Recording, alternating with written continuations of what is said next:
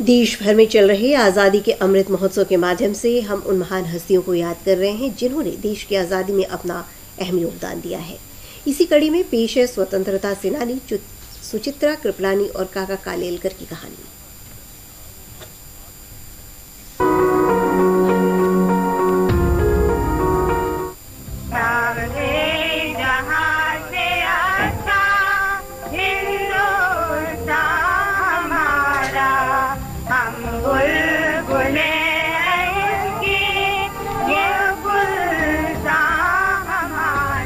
आज की कड़ी में हम याद कर रहे हैं 15 अगस्त 1947 को सारे जहां से अच्छा हिंदोस्तां हमारा गायन में अग्रणी भूमिका निभाने वाले स्वतंत्रता सेनानी राष्ट्रवादी सुचेता कृपलानी को।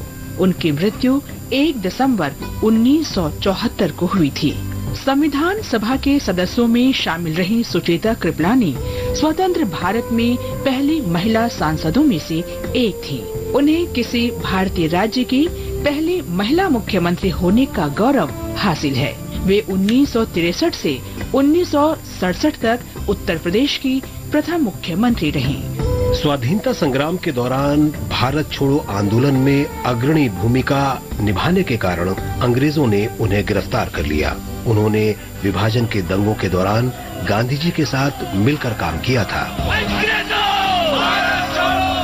काम के प्रति उनके समर्पण से गांधी जी बहुत प्रभावित थे। अपने लेखों में गांधी जी ने उनका वर्णन साहसी महिला के रूप में किया। 1946 में गांधी जी के साथ नोआखा ले गईं और भारत के विभाजन के दौरान राहत और पुनर्वास समिति के सचिव के रूप में शरणार्थियों के पुनर्वास में महत्वपूर्ण भूमिका निभाई।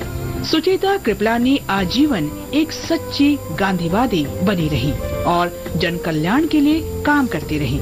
इस महान स्वतंत्रता सेनानी को हमारा नमन। आज हम गांधीवादी स्वतंत्रता सेनानी और समाज सुधारक दत्तात्रेय बालकृष्ण कालेलकर को भी याद कर रहे हैं, जिनका जन्म 1 दिसंबर 1885 को हुआ था। उन्हें काका कालेलकर के नाम से जाना जाता है। काका कालेलकर 1915 में महात्मा गांधी से मिले और उनके प्रतिबद्ध अनुयायी और साथी बन गए। गांधी जी के प्रोत्साहन से उन्होंने अहमदाबाद में गुजरात विद्यापीठ की स्थापना में सक्रिय भूमिका निभाई और 1928 से 1935 तक इसके वाइस चांसलर के रूप में काम किया। स्वतंत्रता के बाद वे 1952 से 1964 तक संसद सदस्य रहे। वे 1953 में स्थापित पहले पिछड़ा वर्ग आयोग के अध्यक्ष बने। पद्म विभूषण से सम्मानित कालेलकर के सम्मान में भारतीय डाक विभाग ने एक स्मारक डाक टिकट भी जारी किया। भारत माँ के इस महान सपूत को हमारा नमन।